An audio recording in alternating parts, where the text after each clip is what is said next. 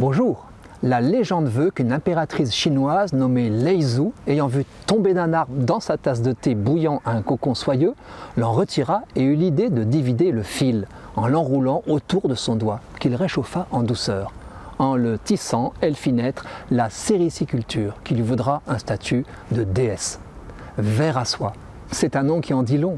5000 ans de domestication d'un papillon de nuit et 1500 mètres de fil pour un seul cocon.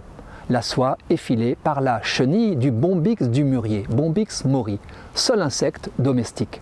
Ce lépidoptère doit tout à l'homme.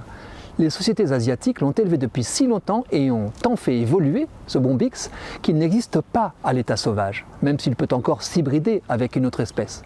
Qu'un insecte inédit puisse être produit par l'humanité, est-ce un indice de sa souveraineté sur le reste de la création ?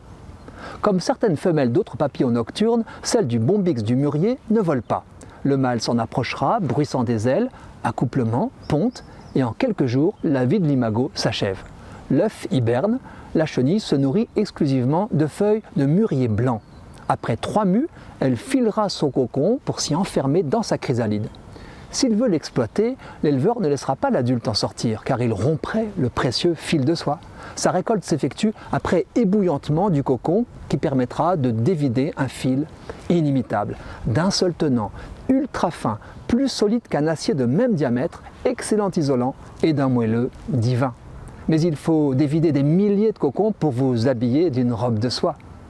Pendant 3 millénaires, les Chinois gardèrent jalousement ce secret, acheminé vers nos contrées par la fameuse route de la soie. Puis il fut éventé. D'Italie, les papes sont arrivés en Avignon avec des mûriers popularisant l'élevage des Bombyx dans le sud de la France, où les bâtiments dédiés à la soie furent nommés magnaneries, un mot dérivé de magnant ou mangeur.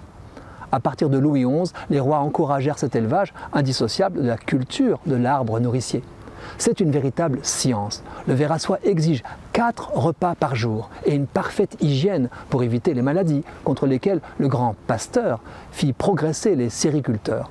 Mais leur industrie a fini par s'effondrer, trop chère, trop contraignante, trop concurrencée. La France ne produit plus que quelques centaines de kilos. L'Asie a récupéré le gros du marché. Vous l'avez compris, si l'on veut un fil continu, il faut tuer la nymphe et priver l'insecte de son bref stade adulte. Faut-il s'en émouvoir, comme cet Indien que loue un article de Courrier International intitulé « Halte au massacre des vers à soie ». Notre homme consent à produire une fibre de moindre qualité avec des cocons troués. Mais des Bombyx se garantit 100% mort de mort naturelle. Il dit sa soie non violente. Personnellement, je préfère la production d'une soie traditionnelle associée à une autre douceur, la dégustation des chrysalides euthanasiées dans leur cocon.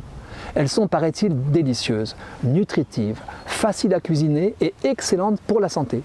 D'ailleurs, la conversion du végétal en protéines par la chenille est très écologique. Vive l'entomophagie!